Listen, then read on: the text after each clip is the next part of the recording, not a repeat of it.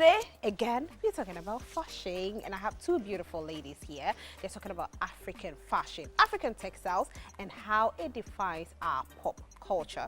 I'm speaking to Yvonne Sewa Opoku Esquire, who is the founder of Afro Threads. Hello, darling. How are you? Hi, I'm fine.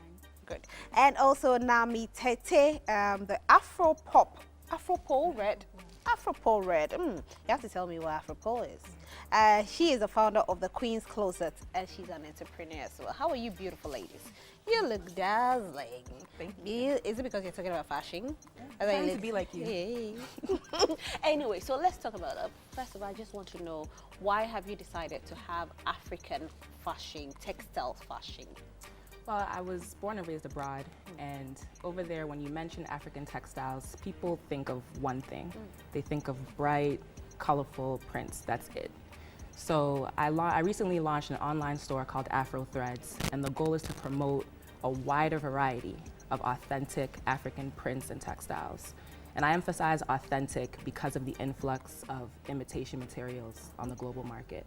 So we have not only GTP and Woodin, but also hand-woven cloth and also the handmade batik like what I'm wearing. And we also offer a small collection of accessories and decor that we make with the different fabrics. Right. Talking about authentic African-made fabrics.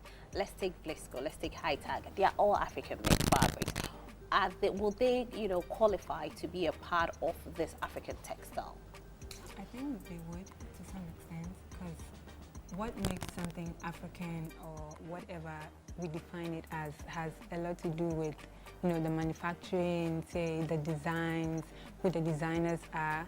Because I can look at, creating something, but maybe it's out of reach in Ghana and I have to outsource, but it's my design. So I can say maybe I can go to the US and say, since you guys have the machinery and say the tech to do this, but this is my idea, can you make it this and this way for me? But I have Africa in mind, like my target market is African, because I'm thinking about what my design should be and I'm thinking about my people, but I don't have the resources in my area to do it.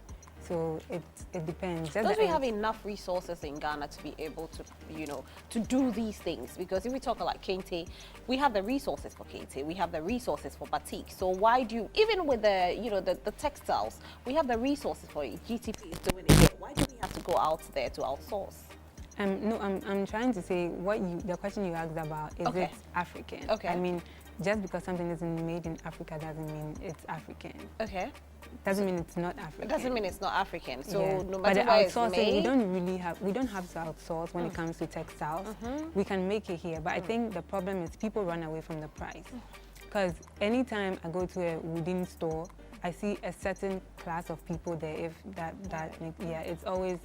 It's seen as for the rich, because a yard is like 18, 20 cedis, and High Target will give you 8 cedis. So more people will run to High Target, but Woodin is also there. Right. Because Yvonne, you want to say something? Yes, I was just going to say that my perspective is slightly different when it comes to the textiles that are made outside of Africa.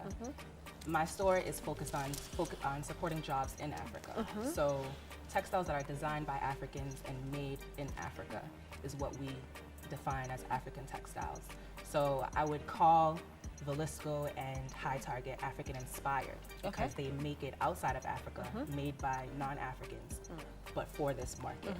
And I think it's important to look at what the influx of these imported materials has done to our market here. GTP, Woodin, the manufacturing process is here. In the 1990s, the African textile industry employed over 20,000 people.